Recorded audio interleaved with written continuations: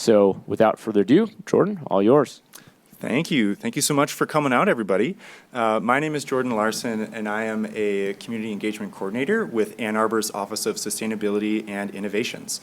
Welcome, and thank you for coming out to the second session of the 2025 Sustainability Forum Series. This series brings local experts and difference makers together to share inspiring sustainability work in our community and to help residents understand how they can take action as well. Tonight we are excited to present circular innovation in Ann Arbor's food and beverage sector. Now before we jump in, I'll do a quick review of the session series so you can kind of see where we are and what's coming up. This month is highlighted here, but then next month on March 27th, we'll be doing another circular economy centered session, building physical and social infrastructure through A2ZERO circularity programs. We're going to be talking about swaps as well as a potential future returnable container program that we're very excited about. So we hope you can come out. But this series runs once a month. For most of the sessions, the last Thursday of the month. This one was the exception, so I appreciate all of you making it out on a Wednesday, even though it doesn't follow the program we've set up here. So we hope you'll consider coming to future sessions in the next few months. Now, to quickly look at our agenda for this evening, I'm going to provide a little bit of framing before we get started for the topic this evening. I will then introduce the panelists, and we'll have our presentations from each of our lovely panelists that are joining us this evening. And then we'll have a little bit of time at the end for some audience Q&A, as well as share a few details for how you can stay engaged in this type of work before we close out for the evening. Now, as some background, I'm curious if I could get a raise of hands. How many people in this room know of or are familiar with what A2ZERO is? Well, that's a pretty good number then. Just about everybody. There might have been one or two folks that were kind of like half up. But to give just a quick rundown, A2ZERO was adopted in 2020. And it is Ann Arbor's Living Climate Action Plan to achieve a just transition to carbon neutrality by 2030. And really this plan is the guiding framework that really directs almost all of the work that we do with our office. And it is comprised of 7 strategies and 44 action steps. Now, when we use the term decarbonization, I feel like we often think about things like energy or thinking about specific things like solar panels. But food is also an immensely important topic when it comes to climate change and sustainability. We can consider the carbon emissions embedded in the food we eat, the transportation needed to move the food to us and us to our food, the importance of food access to community resilience, the management and reduction of food waste, and the packaging that our food comes in. All of these are reasons why it's very important to prioritize food in the climate action that we're doing in our community.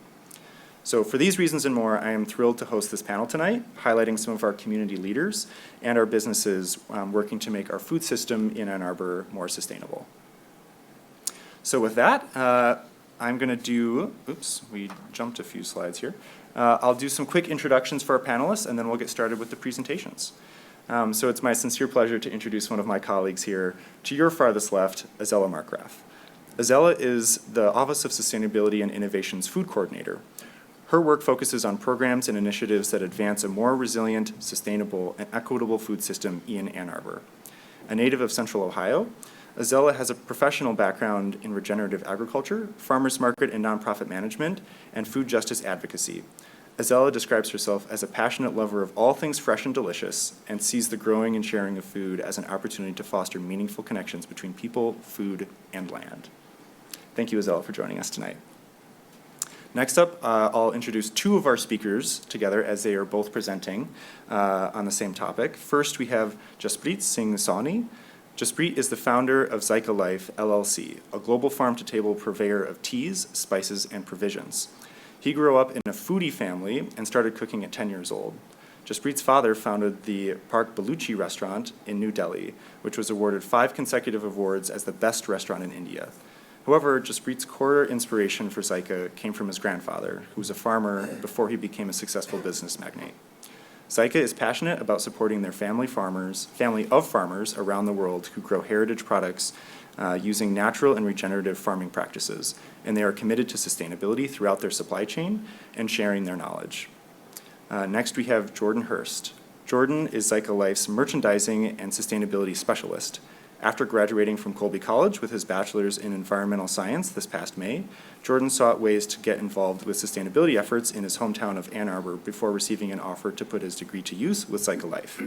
He now works with Jaspreet and the rest of the Zyka team to maintain their strong commitment to environment and Ann Arbor as a whole. Thank you so much to both Jaspreet and to Jordan for joining us tonight. Next up, I'd like to introduce Caitlin Burr. An avid gardener and home canner, Caitlin has combined her love for food preservation and experience in the food service industry as an event coordinator to launch a condiment company focused on zero waste as her first foray into business ownership. Caitlin is a member of the Ann Arbor Sustainable Food Business Coalition, the Washtenaw Community College Incubator Program, and has recently been accepted to the Next Cycle Michigan Accelerator Program for Organics Recovery Projects. Thank you, Caitlin, for joining us. Lastly, but certainly not least, I would like to introduce Ryan Poe. Ryan is the founder and CEO of The Hungry Locavore, a hyper-local food project designed to benefit our local community, local food businesses, and our environment. Their mission is to connect Hungry Locavore customers to fresh, clean, and wholesome food via a weekly curated box of seasonal veggies and tasty prepared dishes from local farms and kitchens. Ryan is passionate about regenerative agriculture, removing fossil fuels from our food, building community, creating a circular economy, and connecting our neighbors to sustainable and healthy local food. Ryan, thanks so much for joining us tonight. But without further ado, I would now like to pass it off to Azella as our first speaker to come up to the podium to help us better understand Ann Arbor's food system, as well as learn a little bit more about the exciting programming she's working on. Please give me a hand in inviting Azella up here.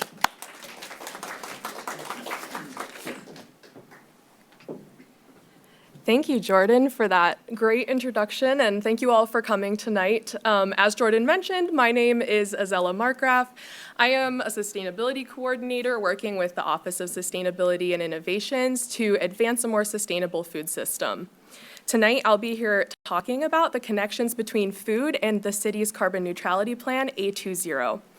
I will also be giving an overview of what the food system is, just so we're all on the same page, and talking about our roles as consumers and our roles as business owners and others interacting in various ways throughout the community in building a more sustainable food system.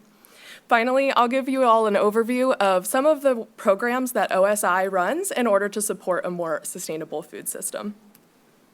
So, when we think about A2ZERO, and luckily most of you are already familiar with A2ZERO, we think about 7 strategies for achieving climate action across the community. Within these 7 strategies, Strategy 5 focuses most directly on food and food systems. Strategy 5 emphasizes changing the ways that we use, reuse, and dispose of materials, or in other words, changing the ways that we consume and dispose of materials, including food. So Strategy 5 actions that touch specifically on food are reducing food waste and improving our compost systems, expanding compost to a year-round system in Ann Arbor, moving towards a more circular economy where the usable lifespan of goods and products is extended as far as possible, and supporting plant-rich diets as a means of reducing the carbon footprint from our food choices.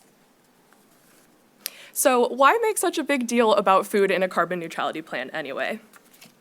Well, it turns out the food system is really environmentally impactful.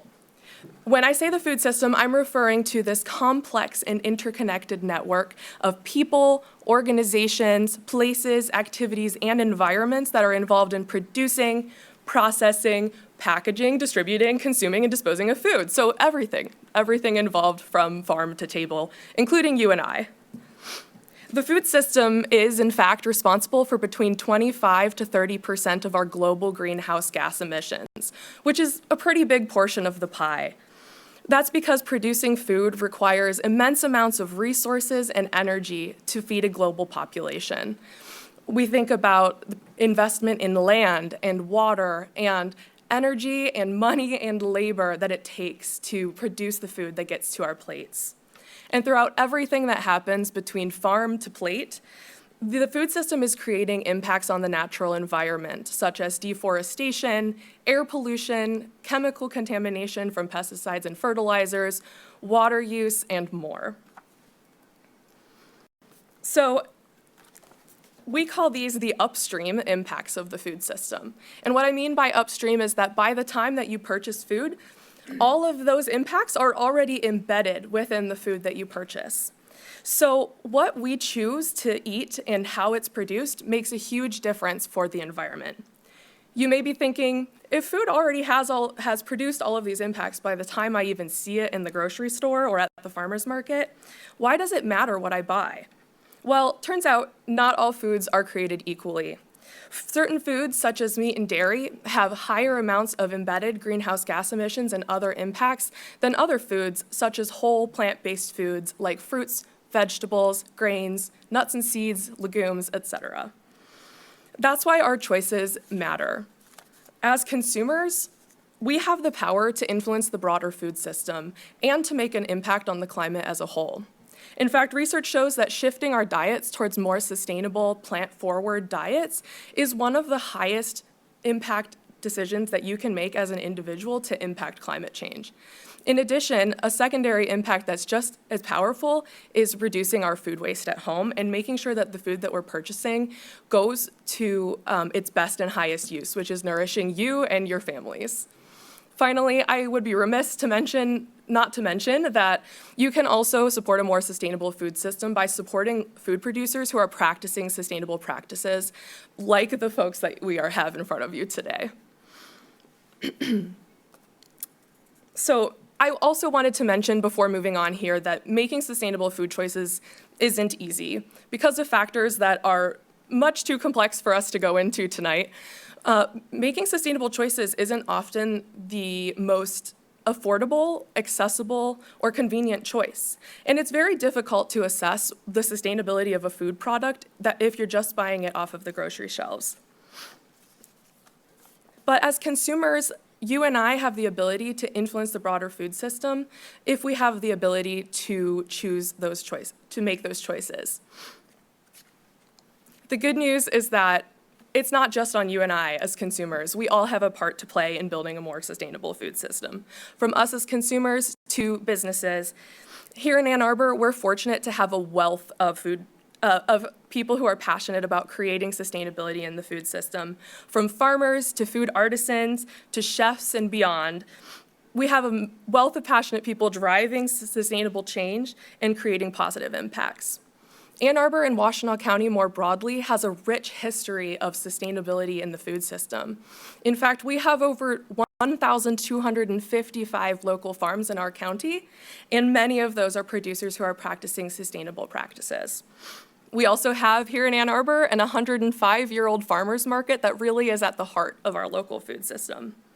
Not to mention a number of restaurants, natural food stores, nonprofits, and others who are working and deeply committed to advancing sustainability. These passionate people are driving systems-level change. So the City of Ann Arbor Office of Sustainability and Innovations through A2ZERO envisions a food system that's sustainable, equitable, and resilient to disruptions and disasters so that all Ann Arbor residents can access high-quality, culturally appropriate, and sustainably produced food now and in the future, despite any changes that are coming. To bolster and support the leaders in our food system, OSI has collaborated with some of these leaders and stakeholders to create the Ann Arbor Area Sustainable Food Business Coalition. The SFBC, as we call it, facilitates collaboration, shared learning, peer-to-peer knowledge exchange, and draws from the collective experiences and expertise of each member to advance shared sustainability goals. We gather quarterly to tackle the real and challenging logistical difficulties of implementing sustainability in your business, from reducing food waste to training your employees to improving energy efficiency and so on. And we also celebrate each other's successes. We're just a year old, we're a very new organization, and yet the SFBC's diverse membership is already showing us that together we can make a greater impact than if we're making these changes on our own. Today, you'll be hearing from several Sustainable Food Business Coalition members, but before I pass it over, I wanted to give you a brief overview of other OSI food programs and how you can get involved. First, I will mention that the city aims to lead by example in improving our food procurement policies in order to purchase food that aligns with the values and vision outlined by A2ZERO. We also collaborate with some incredible organizations, such as some that are in the room with us today. We work to advance education and outreach around the topics of plant-forward diets and food and reducing food waste at home with Veg Michigan, who are back here in the corner of the room, and zerowaste.org to promote a more circular food economy. We also have a variety of opportunities for you to learn more and get involved in our local food system. In the early fall or late summer of every year, we host an annual local food festival that celebrates the beauty and bounty of Michigan food and farming. This year, stay tuned, you can expect that in late August. We're creating currently, in collaboration with our community, a climate-friendly community cookbook comprised of recipes and insights from local farmers and chefs and members of our community like yourselves who have great knowledge and recipes and tasty things to share with us. If you'd like to participate in that project, it's not too late. March 1st is the deadline to submit a recipe, and you can learn more at the QR code on this screen, as well as get any information about other OSI food programs mentioned here and the other work that we're doing towards a sustainable food system. That's all I have for you tonight on my end, so without further ado, I will pass it off to our friends from Cycle Life. Thank you again.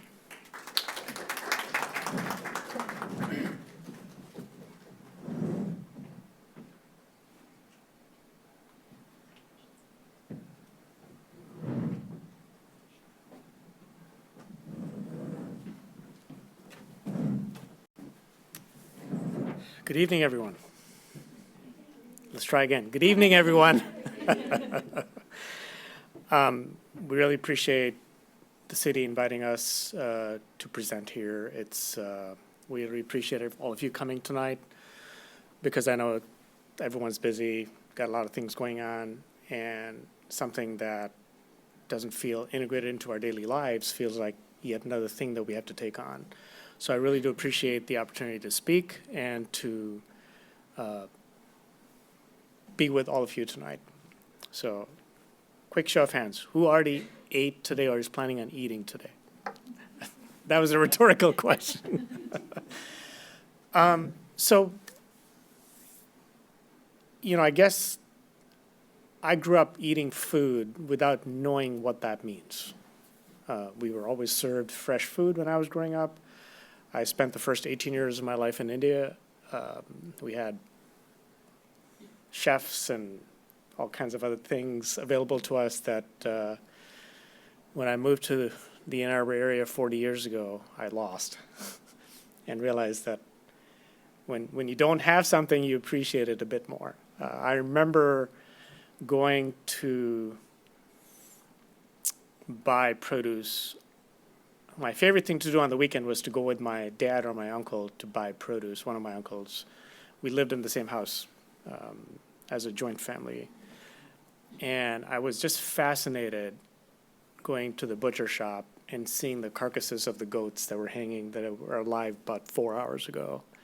And then him telling the butcher which piece of which goat he wants, and he would just chop him on the block. And I kept thinking, this dude's going to really chop his fingers off. But that's how food used to be. And then all of a sudden, when I got introduced to the wonderful world of Meijer and Walmart, all that sort of fell by the wayside.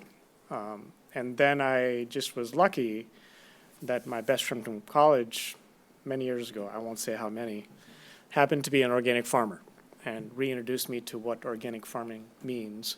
And I realized that that's the environment that I grew up in, but I didn't know I grew up in that environment. So I always dreamed for the last 30 years of getting in the food business. Sadly, it took COVID to prompt me to get to the top item on my bucket list. So we founded A2ZERO Life. And I founded that company because I wanted to almost turn the clock back to how I thought food should be produced and consumed and disseminated. Had I thought about the enormity of what I was trying to do, maybe I would have waited a few years to do it. But I have this this compulsion to act on my passions. So, we'll just quickly move forward to tell you what our vision, mission, and purpose is, and really, it's our foundation is if the product doesn't move you, then the rest of it becomes less attractive. So if we can offer you the best food that you've ever tasted, then that's the starting point. But then woven into that is the story of how the food got produced. And all of the farmers here will gladly confirm what I'm about to say, that as a farmer, you have no question about climate change. All farmers know painfully of what climate change impacts, how climate change impacts everyone in very devastating ways sometimes. I was talking to our cumin farmer, who is an 11th generation cumin farmer, using 11th generation seed. Like, it blew my mind. I can only go back 2 or 3. He's been doing this for 11 generations. And because the monsoon was early by 2 weeks, half his crop was destroyed, just in 2 weeks. He had no control over it, couldn't do anything to prevent it, but the crop got destroyed. So I've spent a lot of time in farms around the world, and it's just been an eye-opener for me, because once you talk to the people that are getting their hands dirty, you understand what this is all about. So in this photo is my cousin. He used to live in Toronto. Of all things, he used to own a trucking company and was doing quite well, lived in a mansion, just chucked it all one day and said, I can't take this anymore. Moved back to his ancestral village, became a farmer, and last year when I asked him when I went to the farm, I said, look, you want to come visit the U.S.? He said, are you nuts? Little extreme on his part, but I think that for me, sustainability and food has to be a mindset. It's not a goal, it's not a process, although there are goals and processes involved in what we do, but it's really an embracing of what I would consider a more ancient way of living. Now, I grew up, as you could tell from my previous story, eating meat. Like, we ate red meat every single day.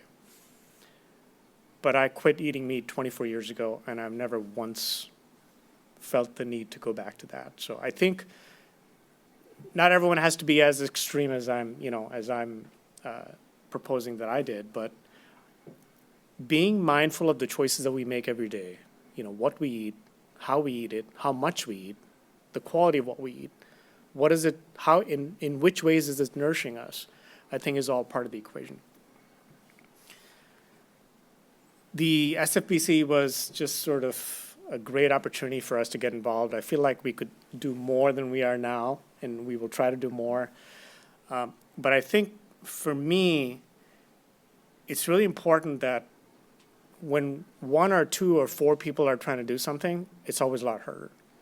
So the more people that can join together and sort of embrace the mindset of what it means to eat sustainably and for wellness, because, again, I'd say it has to be an experience that you appreciate emotionally and your body appreciates physiologically. It has to be something that fits within your constraints. We all have constraints. If money was no constraint, we could do whatever we want. But, whether it's time, whether it's money, whether it's access. So there's constraints, but there's still ways. I've been accused of being a perfectionist many times, but I'm trying to not do that in this initiative because there is no such thing, I realized. So we try to do the best we can to offer people choices that will contribute positively to their lives. So I think we prioritize our sustainability initiative and our food availability through 4 different ways, which is, first of all, where's the food coming from and how was it grown? Second is the packaging, which, I mean, it just blew my mind. I watched this documentary on Netflix called Buy Now. I highly encourage everyone to watch it, but I did not fully appreciate the amount of plastic we produce as a society globally every year. It's basically 2,000 garbage trucks full of plastic every single day. Just imagine that. And I have done a lot of reading in the last 2 years with a lot of different peer-reviewed studies. I think most of you might already know. There is no place on earth that microplastics do not exist today. And we all have it in our lungs, we have it in our bloodstream, and it's really a price that we're going to have to pay for a while until the technology catches up to that cleanup. So we made a decision very early on that we are not going to use any plastic in our packaging.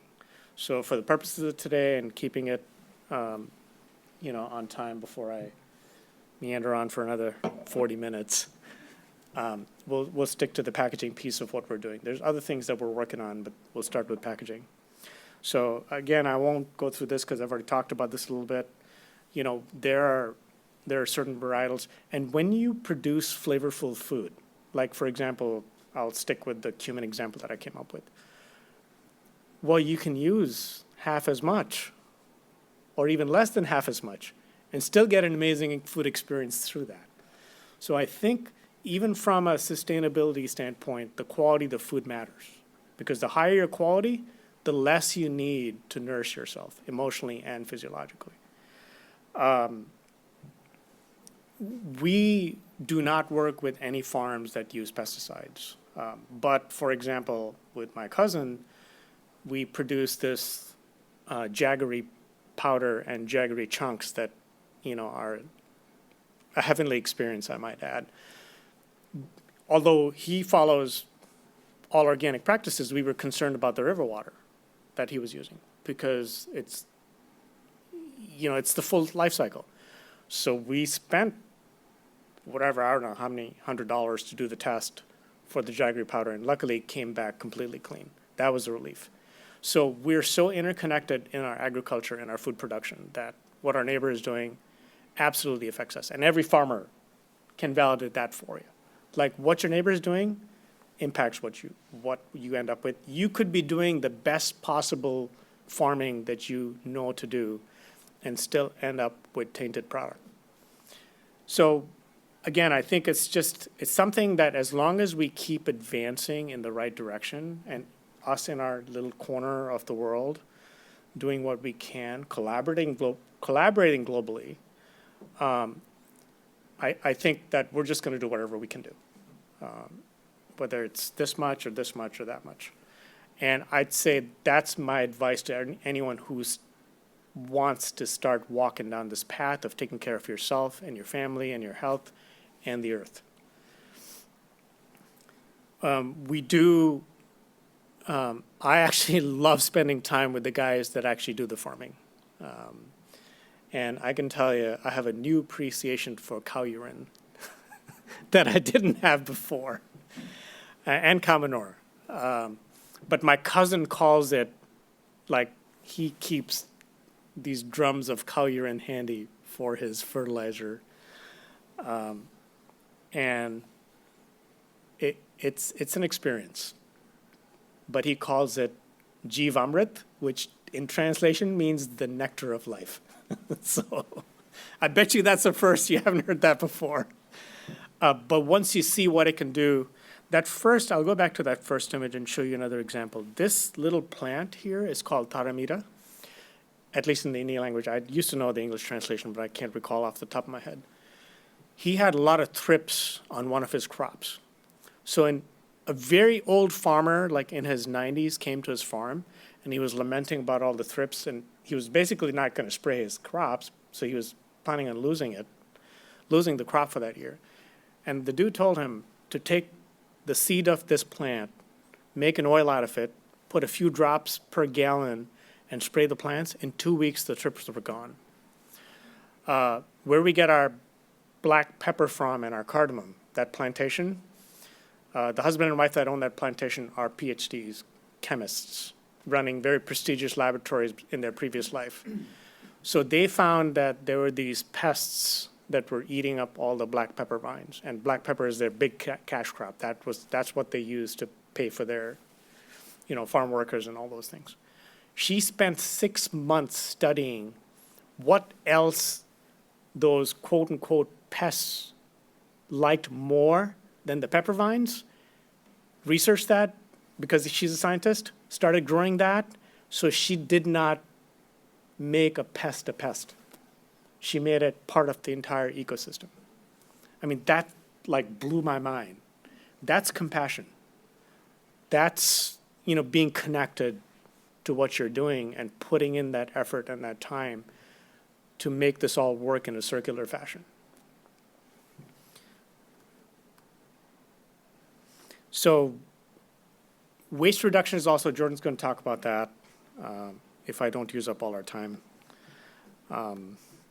But, the packaging that we do, we're nowhere near where we want to be. I just be clear about that. But we're going to continue getting better and better as much as we can. So, Jordan, you can take it from here. All right, sounds good. All right, so as the other Jordan mentioned, I recently graduated from Colby College with my bachelor's in environmental science. And as someone who is still relatively connected to the academic side of things, just the experience of working with Zyka in the environmental field has been unusual, to say the least. Just the dedication to the environment is unlike anything I've seen in any of the other places that I've had the opportunity to work in. So just starting with our packaging, for example, we package our tea samples in corn plastic packaging, which is an eco-friendly form of plastic that doesn't use the resin that is normally used to produce it. You'll kind of see it over there in the back corner. We've got some tea samples for whoever would like to try some. They're free to grab at the end of the presentation today. And on each of those, we use a sugarcane paper label. On our actual jars of our packaged tea, they are lidded with an untreated bamboo lid. They've got a reusable glass jar, recyclable labels on top of them. And on the right side, you'll see that we can also package our teas and some of our spices, salts, peppers, in resealable, compostable rice paper bags that have the same recyclable sugarcane paper labels on them. And moving on again, we've also got some glass body clasp jars that sort of eliminate the need to, dispose of your packaging afterwards, because you can, just clasp it again, and once they're empty, remove the sticker, refill it with a different spice or anything of your choosing. On the right side, we have our new stainless steel spice mills that have a ceramic grinding mechanism, sort of reducing the amount of plastic that actually comes into contact with your food. And wrapped around those are craft paper hang tags with jute twine strings, sort of just increasing the reusability aspect of some of our products to make it as easy as possible for our consumers to lead sort of sustainable lifestyles. And then moving on yet again to our packaging, we actually package our shipments with a biodegradable packing paper, recyclable air cushions. We recycle all of the packaging material for shipments that we do receive to our home office in Ann Arbor, and sort of try and reuse those when we're sending shipments out. And we also have 100% compostable product seals, and we seal our actual shipments with craft paper packaging tape. So for example, on our tea jars, we use those 100% compostable product seals so that people can know that not only is their food fresh and untampered with, but that they don't have to worry about improperly disposing of some of their waste. In regards to waste reduction, at Zyka, we are really big on just recycling food containers, packaging from incoming orders, paper from office documents, corrugated cardboard. Recently, we've introduced trash audits, actually digging through the trash, making sure everything is disposed of properly. If we see anything wrong, we find out who did it, and then, we don't punish them or anything. We have like an educational opportunity of how something should be disposed of properly, just to make sure that the entire office is on the same page. And we also, as I mentioned in some of the previous slides, offer reusable packaging and have omitted single-use plastics from all of our products. If you look at some of the images, you'll see a pie chart that I made using some of Ann Arbor's publicly available solid waste metadata, showing that a rather large proportion of it is trash, whereas smaller proportions are organics and recycling. So just looking at those and taking those into account in our own business management. And then we've also introduced an actual waste tracking for our recycled waste. You'll see a graph of that for the month of February. So it's really just about introducing new ideas and ways that we can all be sustainable as a company. And digging through the trash. And digging through the trash with gloves, of course. Another commitment to sustainability that we really prioritize is education, both educating consumers and staying educated ourselves as business owners and employees. So we're introducing an email newsletter highlighting a lot of our sustainability efforts. We're planning on beginning to package our shipments with information on reusability and or proper disposal of a lot of the products that we have, just to make it as easy as possible, again, for consumers to be as sustainable as possible. And then we also make it a point to keep ourselves informed. As I mentioned, I recently graduated, so I'm sort of still really involved with the crunching numbers, producing graphs side of things, and sort of sharing those with the other members of the office. Again, graphs that I made from Ann Arbor's publicly available solid waste data. You can glean a lot of stories out of these, be it the spike in organic waste around Thanksgiving time or the massive difference in the amount of pounds of trash per capita that we produce as opposed to some of the other forms of waste that we track. And then, we've just like to sort of round it out with how can other businesses, be it prospective business owners or current business owners, as well as some just non-business owners and consumers can go about being more sustainable.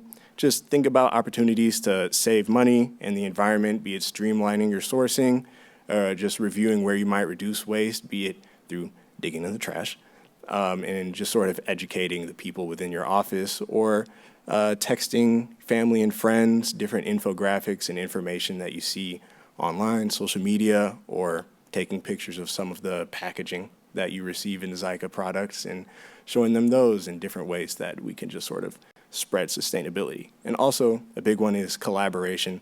We at Zyka wouldn't be able to have gotten where we were now without collaborating with our family of farmers and just breeds many friends who have endless insight on these topics. So if you ever need to reach out for any more insight or information, we have all of our contacts up here. Feel free to take photos. I've also got business cards that I can pass out just to sort of streamline that communication again. Thank you.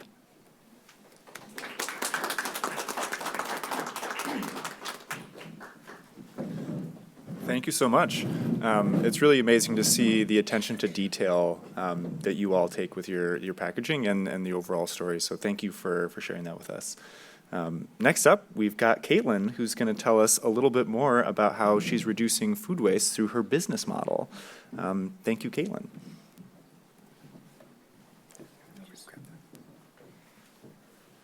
Just get a couple computers set here. Get creative.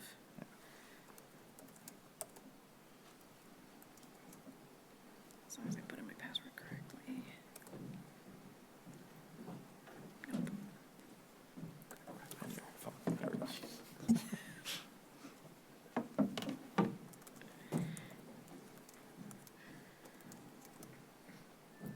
All right.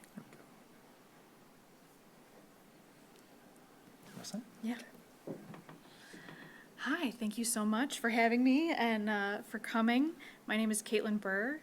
I am the founder, owner, and operator of Come On Betty, which is a circular economy cannery.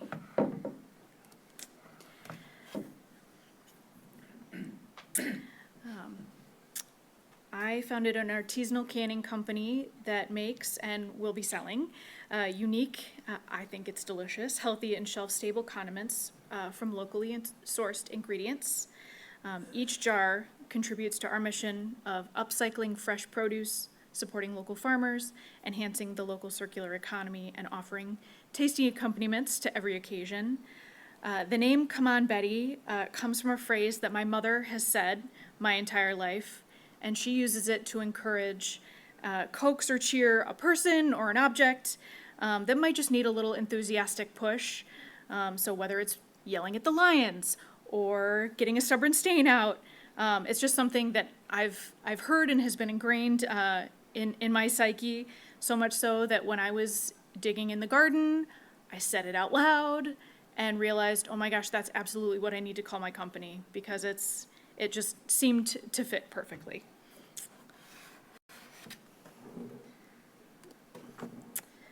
So just kind of a little background on my sustainable journey to entrepreneurship. My background is communications and international studies. I don't have any business experience until forming this company.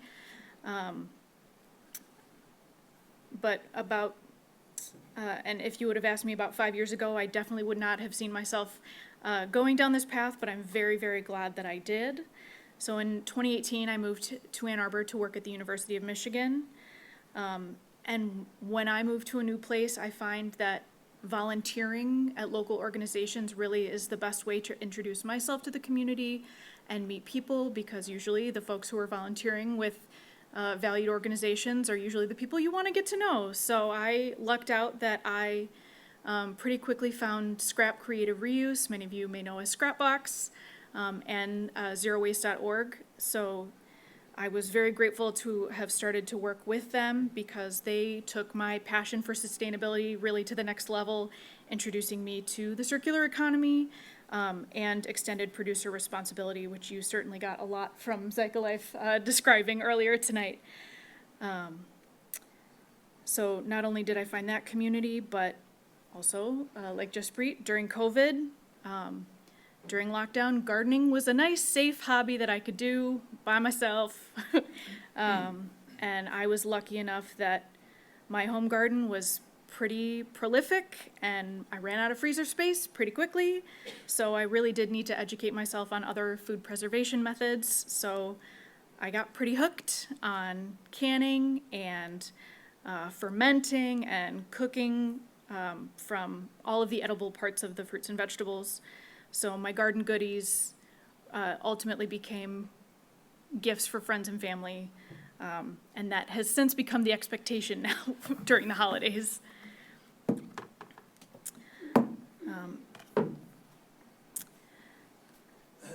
But I particularly formed this company because, as this statistic shows, I was pretty gobsmacked by the amount of food that just truly is never eaten or consumed.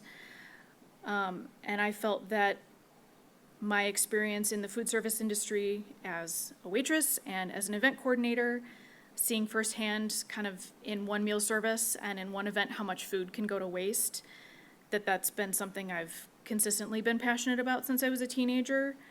But maybe my solution as a canning company could be a good one to also fight food waste in this entity. So at this Michigan Sustainability Conference in 2023, I was introduced to this data point of that 40% of food grown isn't eaten, and saw what work was fortunately being done in the state of Michigan and the local Ann Arbor area, but I felt like my solution was pretty unique to the food recovery opportunity that exists. So kind of my plan with Come On Betty is to be as zero waste as possible. I'm going to be sourcing all of my produce, or as much as my produce as possible, from local farms, farmers markets, grocers, producers, that if they have surplus, if they have blemished stuff that's considered ugly or seconds that cosmetically can't be sold to a grocery store, I'm going to chop it up anyway. I don't really care what it looks like. It's still perfectly edible, so that's kind of where the food is coming from. I'm also going to be using some food scraps like watermelon rinds, so working with restaurants and breweries and manufacturers who might be using the flesh of the watermelon. 98% of the time they're not really using the rind, but that's actually perfectly edible. You may not have known. It's also, I also take extended producer responsibility to heart. I don't want plastic, so Cycolife kind of gave a great precursor to that. I'm using glass jars, metal lids. They're reusable, but also recyclable. And Azella introduced me to Jaspreet last year, and so we had a very valuable conversation on packaging. So my labels will also be completely recyclable as well. And then any food, non-edible food byproduct that's generated through my process will be donated to Growing Hope Urban Farms compost. So I'm really trying to be as zero waste as possible as well. And honestly, I probably would have never gone into this venture had I not been in the Ann Arbor community, because they are so dedicated to sustainability and environmental stewardship. So there's lots of entrepreneurship resources, food business resources, circular economy resources, like the Sustainable Food Business Coalition, which I'm grateful to be a member of. So my status right now as a business is I'm working on getting my federal and state licensure, which has become a little more complicated recently. I will be working in Growing Hope Incubator Kitchen in Ypsilanti to produce my relishes. I'll be starting with 2 relishes, zucchini relish, which is the far right picture, and a watermelon rind relish, which is the one in the jar. I'm aiming to launch about May and be available in markets and online in June, and hopefully in Hungry Locavores boxes. You'll hear from Ryan soon.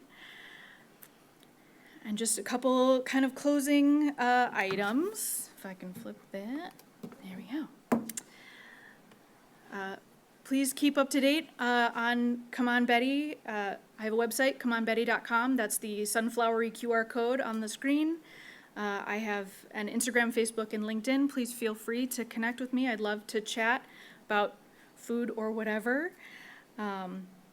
If you happen to produce or have a friend who has some consistent surplus, I'd love to get in contact with them to make it a win-win.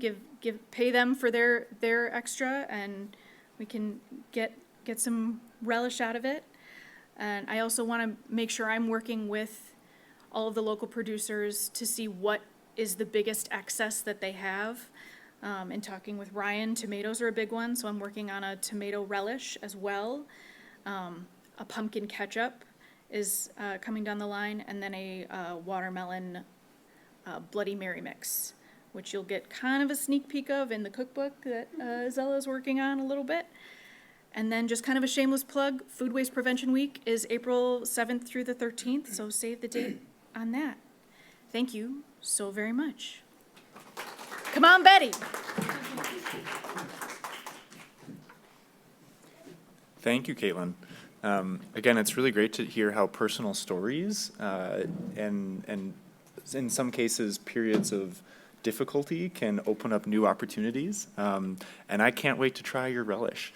That watermelon rind relish looks really good. We're looking forward to it this year in a little bit. So thank you, Caitlin. So yeah, next up, we're going to bring Ryan up to the stage to tell us a little bit more about the importance of local food and how to access it through the Hungry Locavore. Ryan, come on up. Hello, everybody. My name is Ryan Poe. I'm a farmer in the area. I've worked at multiple farms in the area for the last 10 years.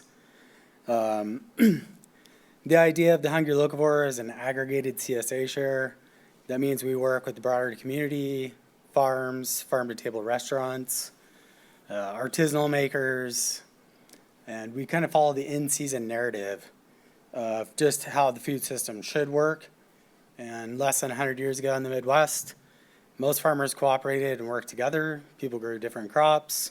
They leaned into each other, and going to a grocery store was kind of an off-site adventure. And my lifestyle, I grew up on a farm in Northern California just like that. My grandma was a professional chef and lived right next door to me until I was 18. So I kind of have an affinity with food and growing and seasonality. I've worked on farms all over the planet. My original career path was an ornamental marine biologist. I specialize in saltwater fish and corals, and we erected one of the biggest coral farms in North America in the early 2000s. When the economy collapsed in 08-09, my wife got transferred out here to Ann Arbor. I joined the farming community once again, and kind of erected the first version of the Hungry Locavore. I was a solo farmer on about 2 acres with a hoop house and a greenhouse. And the idea was basically to just bring other people's goods into the project and create a flexible at-will menu so people could engage local food systems without long-term commitments like a traditional CSA. Most people kind of get locked into that model based off X amount of weeks and paying up front for that produce or livestock or whatever they're investing in. The Hungry Locavore is kind of a gateway to, one, education, 2, local food systems, and a very diversified portfolio. To date, I've probably worked with about 100 farms in Southeast Michigan, probably about 150 different restaurants. Every week there's new looks, there's new people, and diversity rules it all, whether you're out in the field growing the food or working with the general public. And so the target is to basically trap finances in a circular economy based off food. So reducing fossil fuel miles on the food that we eat, following the in-season narrative, and most of the menus are plant-forward, vegetarian or vegan-based. 1, for cost, 2, for simplicity, and 3, obviously, to reduce our fossil fuel emissions and global impact on water, air, and land. The general gist of the model: 6 to 8 produce items, 4 to 5 prepared foods. We've done all sorts of things like locally made candles, soaps, glass straws for Earth Day, seed packets, basil plants, pollinator plants, just a little bit of everything. Each week you can preview the menu before you buy the box, so you know exactly what you're getting. The menu is what you see is what you get. Everything is very simplified and very clear on what is being offered. Right now we have 4 handout spots. Just this week I secured Jolly Pumpkin and Dexter because that is a farm-to-table restaurant. And that is like one of the pinnacles of the whole project, is to try to get all the restaurants to get on board with this. And then I also sealed the deal with Corner Brewery in Ypsilanti. And their menu is also changing to more local food systems. And that is kind of the narrative that we've been trying to chase the whole time here. Again, the Hungry Locavore, it represents diversity because the farms are diverse. Some people just grow leafy greens, some people grow the whole gambit. The flexibility is to kind of create a gateway to local food systems. Most of the people that I engage in the general public, they have no idea what I'm talking about. How do I get involved? How do I do this? Where do I start? How do I find this farm? Each menu is followed up with a newsletter. The newsletter is basically like a passenger eye view of how the box came together that week. So I take you on the adventure. Hey, this is Kim at Slow Farm. This is how they grow their food. This is how many people they have working the land. This is why they integrated pollinator plants to it. And we basically just kind of walk them through a very transparent and very forward-thinking food system. So obviously we're not looking for pesticides, we're not looking for herbicides, we're not looking for fungicides. Being a farmer my whole life, and I walk out into the field and they're like, oh, here's our crops. And I'm like, wow, there's no weeds out there. You know, it's like, that's pretty much impossible. And it's not the be-all, end-all game. It's just about an educational space and like, hey, if we change a few things here, we can definitely prioritize a feature on the menu, but also explain how you transitioned over. And there are programs here in Washtenaw County where there is the transition to organic. I work at Sealy Farm. Alex is kind of spearheading that movement. I've definitely been a cohort behind the scenes and kind of just shared my whole portfolio of farmers. hey, these guys are non-organic and these guys are organic. Pair these two together, about same age, they're really close in proximity together. So behind the scenes, the whole thing is about sharing the knowledge and basically growing equity in the community, but also sharing the profits, the diversified portfolio aspect, and then also connecting other farms to local restaurants. A lot of these restaurants, they have no idea how to get involved in this. They get a list from Cisco Foods or Costco. It's just easy to sign that line, get that delivery. But now, as the project gets deeper and deeper into the community, every week I'm being asked by chefs like, hey, where can I get these beets at? Or hey, where'd you get those carrots? How do we get those? You know, it's like, here's the guy's number. This is what he does. He's got hundreds of pounds of them in storage. And so the idea is like a butterfly. It pollinates many flowers in its life. And the project of the Hungry Locavore is a cumulative effort of trying to do that. And I think it's really important, especially in the trying times we're at right now. Most people walk to the grocery store, they have about 2.5 seconds to either make that decision to throw it in the cart. And most of the labels are so construed and misleading, people just don't even know what they're buying. They have no idea who took the time to grow the food, how it was processed, how far it got shipped around the world. It's a very, very tricky food system that's very deceptive. And the idea of the Hungry Locavore is to create a preventative healthcare system. And that is basically you are what you eat. So if somebody's going out there and being your eyes and your ears on the ground, and they're walking all these properties and seeing all these chefs and taking away those saturated fats and those salts and those additives, we're on the right gateway to the next future of the food system. This is a little bit dated here. I've done some public speaks, many in the last year or so. It's just a kind of an idea target of some of the businesses that we've used here. The connection to people and local food systems. Right now, we've probably sold boxes to well over like 5,000 different people easily. The farms, like I said before, we're approaching about 120. The food businesses are about 150. And then collectively, over the last 9.5 years, we just reached $1 million in support through wholesale sales back to the community. And I'm not patting myself on the back, but this is one person's work. And you can make a difference if you just vote with your dollars. And that's the beginning and the end of all of it. You have a choice to push back. And by pushing back, you just opt for cleaner food systems. And we try to offer that gateway to it. The benefits of eating local here, most of these are pretty straightforward. I like to call it a form of preventative health care. It's expensive to go to the hospital. I mean, it's crazy. Like when you look at this system that we're in currently right now, it's a broken food system, pharmacology is on board, fossil fuels are on board. The consumer is not really the focal point here. The focal point is just to get that money, get that food for cheap, and get people to get sick, which I hate to say it, but there is kind of a running narrative there. And so pulling that all back down, you know, we can connect to our community through food. We all have to eat 3 meals a day. And we are blessed in this community, as Azala pointed out, with all the farms, the active farmers market, the Sustainable Food Business Coalition, which I'm super grateful to be a part of. On that note, the retainable container project that we're trying to launch, I am 2,000% on board. We try to coax the chefs into using like cardstock, recyclable containers.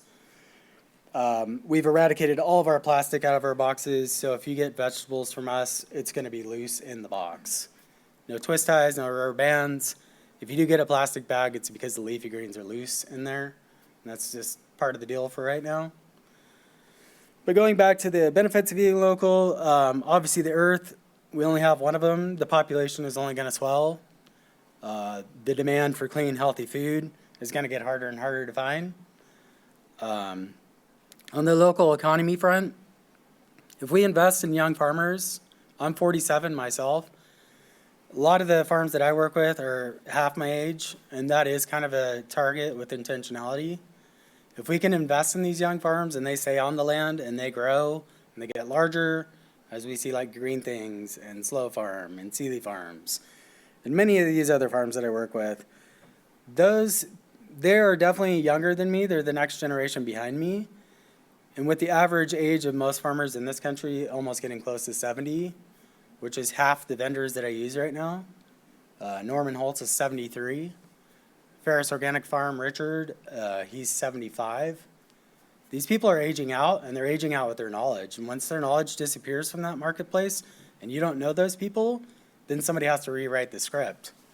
So again, being a butterfly, I talk to these senior farmers, and the trickle-down effect is it goes to the younger farmers, and it's an open portfolio business. Part of the local economy is I got asked to move the business to Zingerman's about 6 months ago. I did do that. It's been under the radar. It's pretty quiet with intentionality. Zingerman's obviously is one of the biggest mom and pop employers and influencers in this community. I was personally asked by Ari to move the business over there, which was an enormous dose of humility to get asked by somebody to kind of share the vision. And, it just goes to say that if we just walk softly, we do the right thing, and we try to carry ourselves in a proper manner that's attractive to everybody else, that good things can definitely happen through that initiative. So this picture here, lastly, is where the project started at. This was Ferris Farm in Dixboro Village. I was kind of a one-man band here in this geothermal hoop house and greenhouse with a 2-acre field. And the irony is the project started here and the project's going back there. So I broke ground yesterday on this property. I'm going back into this hoop house, which is relatively small. I'll still work at Sealy Farm. And there's been a few other offers within the community to do land exchange for food exchange. So the narrative is that, again, as farmers usually trade, we don't trade in cash, we trade in crop. So since I kind of believe in that and I grew up with that kind of mindset, now we're just reproducing that in the next generation and working with the broader community. There is some rumblings that I may start a farm project over at Vestergaard Farms. That has not really come to fruition yet, but it's a 4-acre offer to basically provide produce in exchange for the land, create farm-to-table dinners in the field, and obviously work towards that sustainability and local food systems effort. Regenerative agriculture is a big word right now in the community. It's a pretty big deal to me. I grew up farming before there was organic or regenerative verbiage. But one thing my dad taught me, and he would say it 100 times a season, is if you grow the soil, everything else will follow suit. And I used to just always wonder, what does that mean? And then as you get older, you see that he's not tilling the land. He's growing cover crops. He's putting our own chicken manures and straw from the chicken coops into the beds. And basically using your hands more than machinery to turn the soil over. And by doing that, basically you're growing the biomes and the microbes and the macro and micro insects in the soil. That's a pretty big part that's starting to come to reality now based off conventional factory farming. And most farmers now are realizing that you don't need 100 acres to produce a ton of food. You need really good soil to produce really healthy food that is very nutrient dense.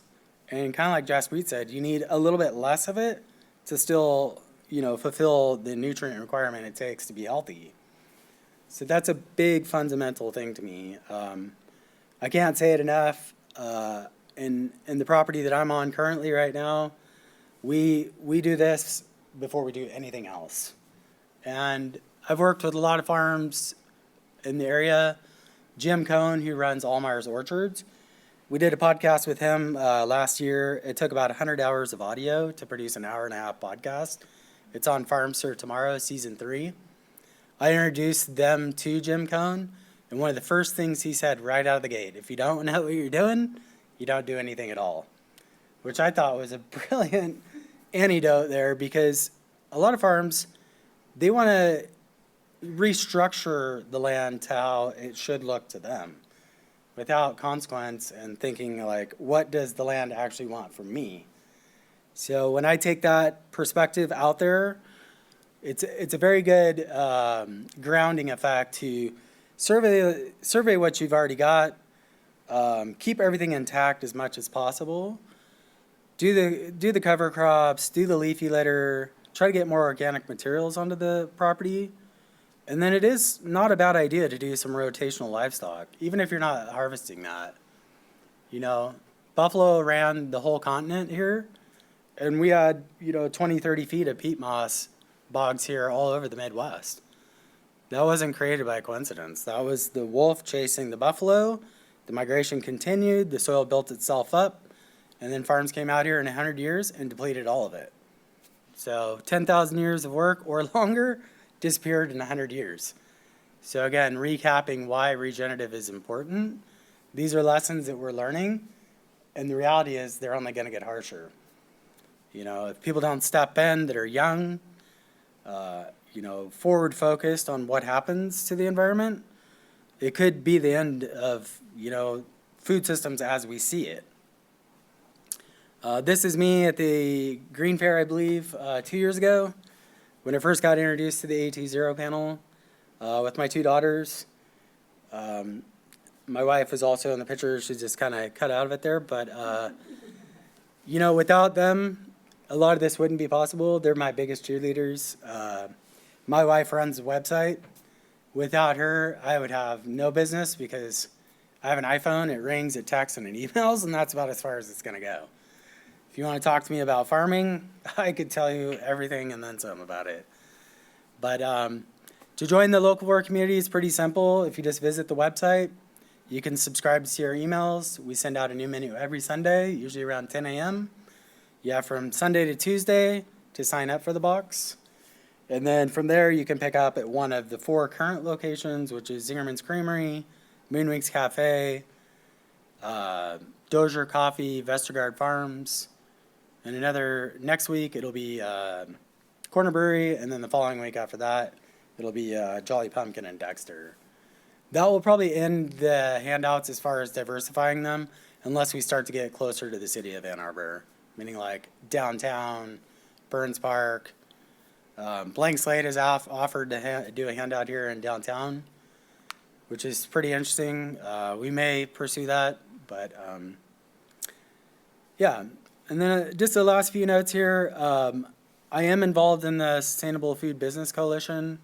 I definitely want to be the guinea pig for the returnable plastic containers for many reasons. All the boxes we pack our boxes in, we ask that people return them. Now we're taking the next step and asking people to bring their own green bags. I already talked about the plastic and how we're trying to eradicate that through the chefs and as well with the farmers. And I think from here, the vision of the project just has to keep expanding, and it is a feel-good narrative for many reasons. We're dumping tons of money back into the economy.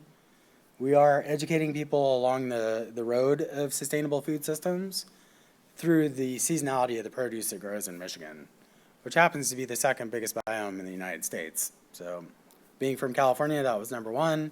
Michigan is number 2 for diversity. And, the longitude and latitude of this is very vast. A lot of times people ask me how I hold on to the reins, and to be honest with you, it's a mad box of frogs. I mean, there's so many things that can happen. If you work with 12 to 16 people every week, you just gotta be a farmer. Stuff happens. You just adapt and pivot and work through it. And I'm just blessed that 99% of the time, everything comes off and we do what we say we're gonna do, and the community gets the reward by it. And the target is only sell 100 boxes a week. I've been reached out to by people across the country, even out of the country. How did we start this model? And going back to Zingerman's is an open business concept. So they show financial records, they show sales, they show how many people they got. We do the same exact thing because we have nothing to hide. And that is the benefactor to everybody. So say somebody in Detroit wants to start this project. Of course I'm going to help them. It's this is how we get on track. This is how you erect it. This model is definitely adaptable across the country and the planet. It takes some effort. And, being a transient myself, I didn't grow up here, so I didn't know all the farms here. I just went out and started meeting people. Hey, what are you growing over there? Looks pretty good. You know, slip them a business card. Next thing you know, they're on a menu. And then it's like active journalism. You know, it's a form of activism, but in a positive way. We are basically like bringing these stories to light. The newsletter is not on the website.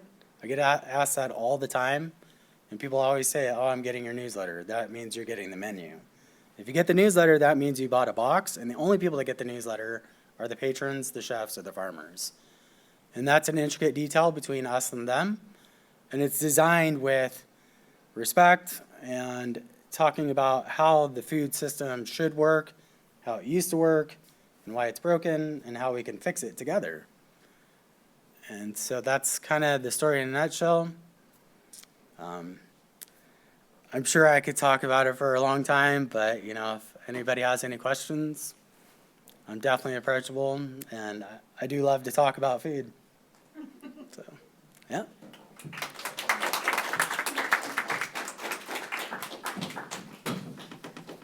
All right, thank you so much, Ryan. I think that model is just so inspiring, seeing so many different producers and farmers come together, and it being such a good introduction for folks into local food. And I definitely want to sign up so I can take a look at some of those newsletters. We do have just a few minutes left, so we'll take probably about 10 minutes for audience questions. I have a few that I can ask, but I would definitely love to hear from the audience. So at this time, if you're interested in asking a question, please just raise your hand, and then we'll bring a mic over. So does anyone have any questions for our panelists this evening?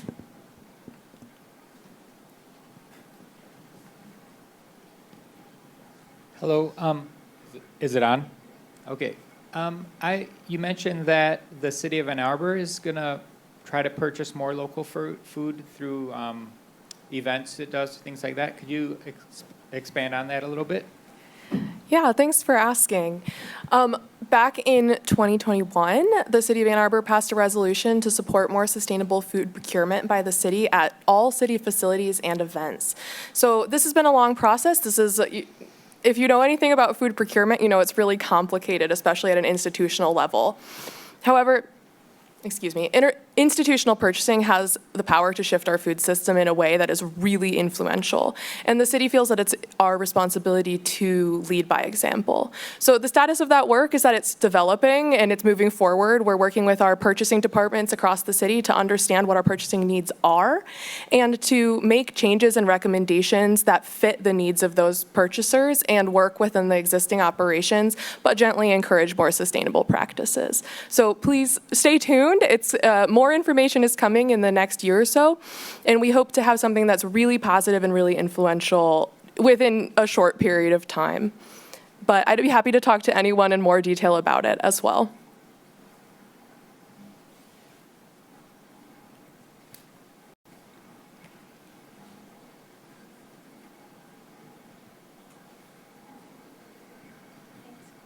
I'm curious, Ryan, what you're doing with Zingerman's. Sorry. What was that? Yeah, could you repeat that one? I'm curious about what you're doing with Zingerman's.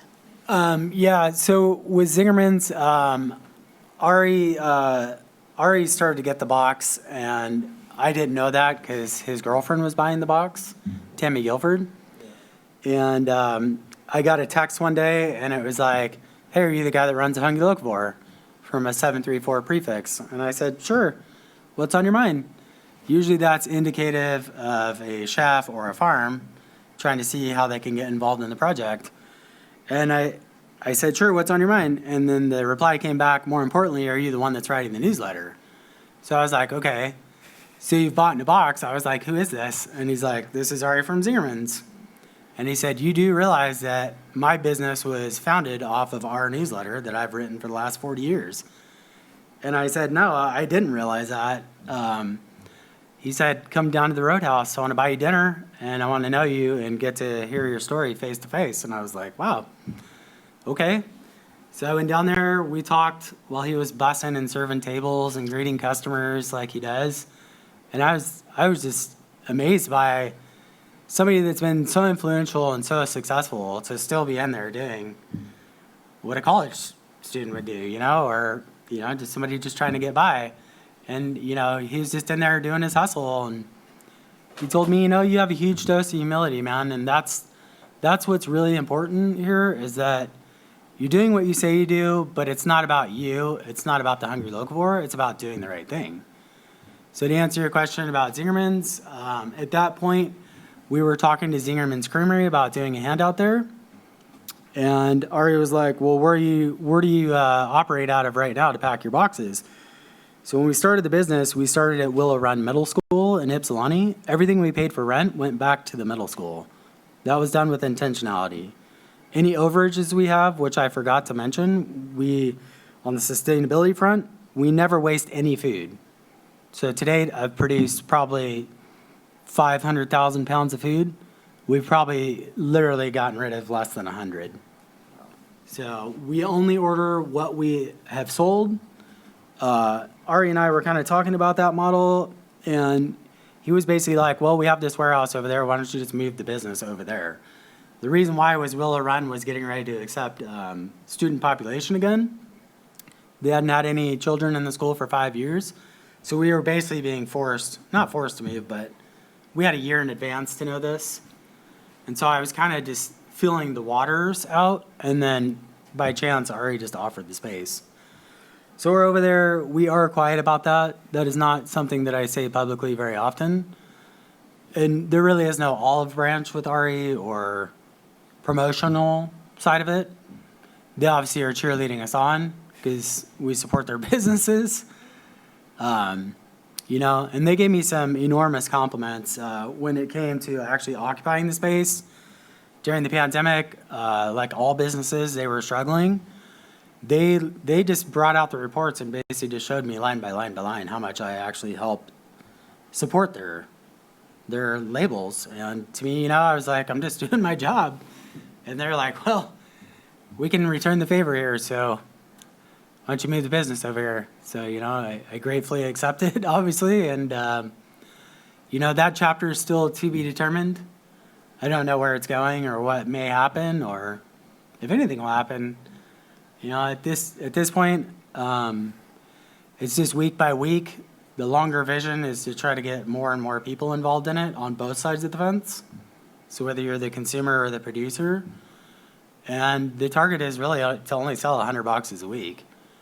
During the pandemic era, we sold 200 boxes a week, but that took an enormous amount of energy and resources and time and people and places, and the complexity of the project was basically outgrowing ourselves as a model, and it was stressful, to be fair,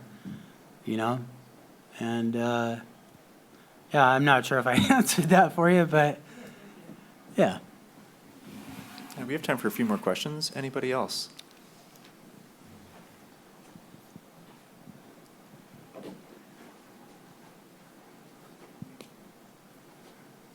This is probably mostly for you, Ryan, but I happened to catch the Senate ag hearing, or at least like a good chunk of it this morning, because MDARD's Tim Boring happened to be one of the panelists they were talking to. And a lot of the theme that was coming up was like price of labor. And I know, because like I used to work in farming, still work in like food systems marketing, and I know that with regenerative farming and like a lot of the farms you work with, it's probably different. They're not huge operations that need, tons and tons of workers. But in talking about sustainability, and I know, we already discussed higher prices, and it, can make it harder to, for people to purchase those products. Have you noticed since you're so plugged in with the local farming community, has that become an issue, like labor pricing, finding labor, anything of that, of like cutting into the viability or the sustainability of those farming operations? That's a great question. Every farm needs help. People have no idea what it takes to do this kind of work. You're either all in or you're all out. I've been a farmer, like I said, for most of my life. Say I hired all you guys in this room, I could be like, oh, you're going to be here for a week. You're going to be here for a long time. You may last a couple weeks. You got a little grit in you. But in general, there's not a lot of glory in farming unless you're at the farmer's market and you're taking the dollar. Because when I do that and when I sell the boxes, it's a ton of work and it's stress and it's pressure and it's time and you're moving and there's deliveries and there's pickups and there's weather and there's variables. The last 2 hours of the week when I hand out the boxes in person at Moonwings and at Dozier Coffee, that's when I go, this is what it was all, this was all meant to be. This is the feel-good moment where people come in and they're like losing weight, or they stop taking medicine, or they're sharing personal anecdotes about how they learned to cook now because the newsletter helped them. I think those are the important discussions. As far as labor goes and things like that,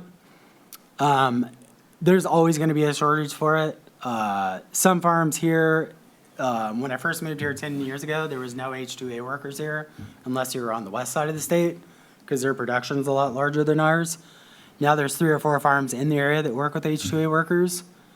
I think it's super smart personally. Growing up in California in the breadbasket of America, most of the food you're eating are H2A workers.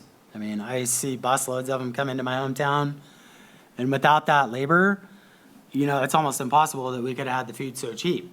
And that's why we have so much waste, is because, you know, if you went into the store and you're in Japan and you bought an apple for $5, you'd be eating it all the way down to the seeds, and you'd make sure that you got every morsel off it. Whereas here, you can buy a 5-pound bag of apples for $2 sometimes at the Dollar General. It's like, there's no precedent on the food and the cost and labor and the time and the damage to the environment to produce that food. So going back to the labor issue, I think it's only going to get harder personally.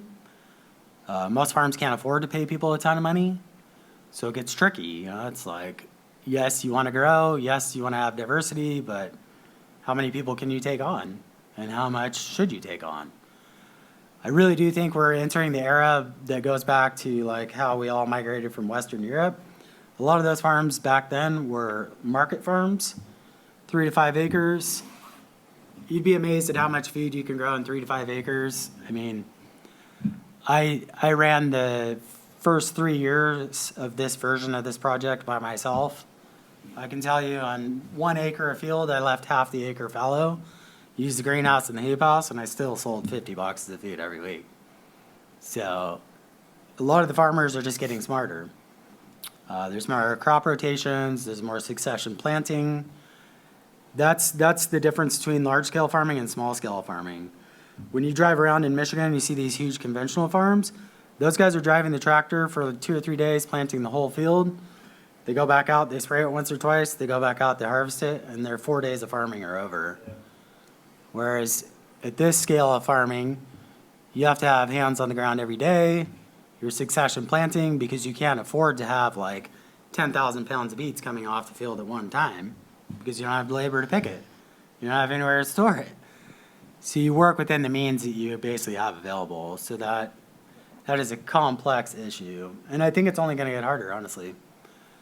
And to cap that off, you know, the inflation right now that's coming down. I had a meeting last week with Mickey Maynard, who's written books about the food industry. She wrote a book about Ari 2 years ago. She's well connected to the food system here, and she's on target saying that the inflation is definitely going to cause a bunch of chaos here.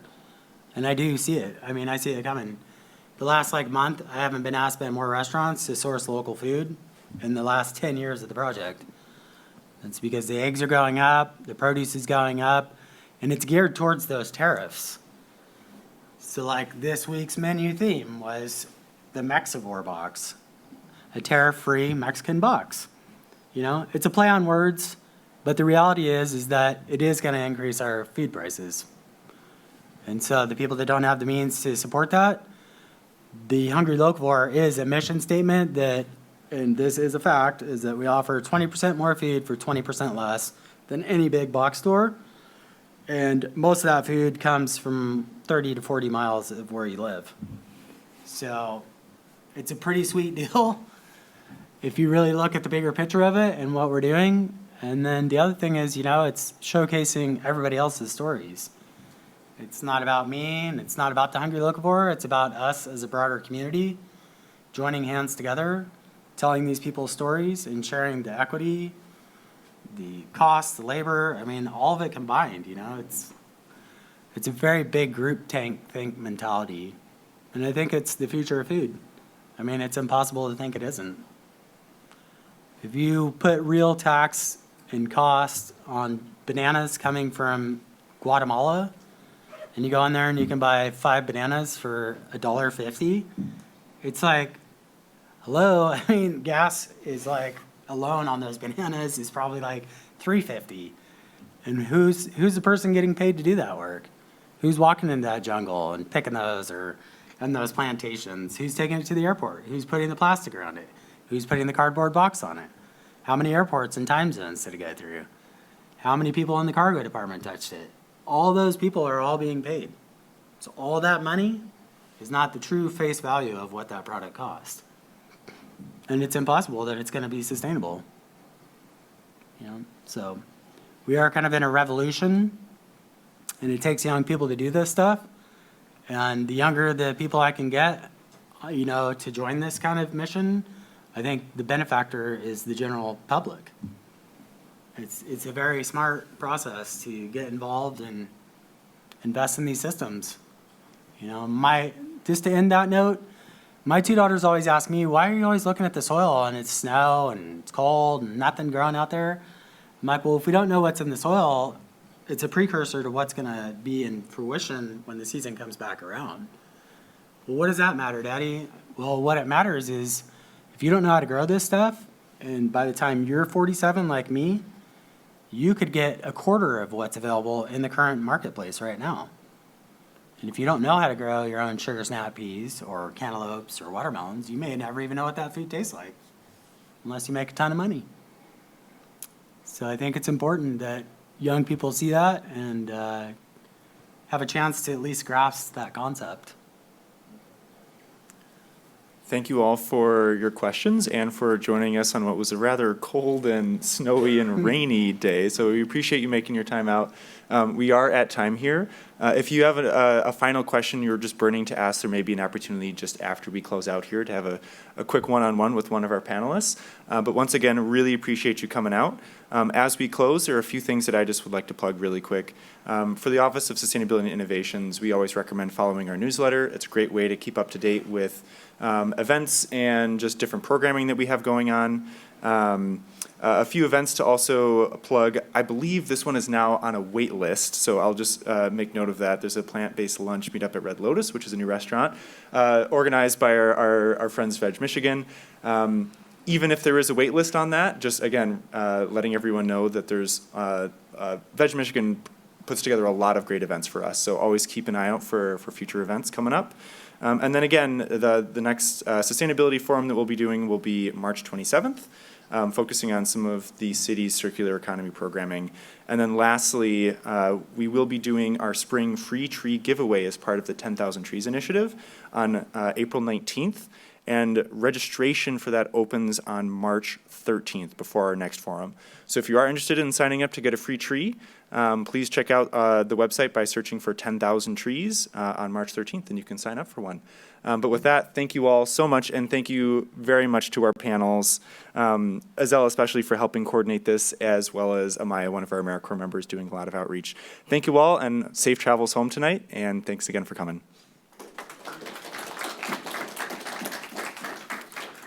Oh, and if this is still on the screen, please, if you have just like 1 minute, we have a new post-event survey. It's just a few multiple choice questions just to help us better understand how you find out about our events. If you have the opportunity, we'd love to see some responses to the feedback form. But yeah, once again, thank you for coming and have a good night. Thank you.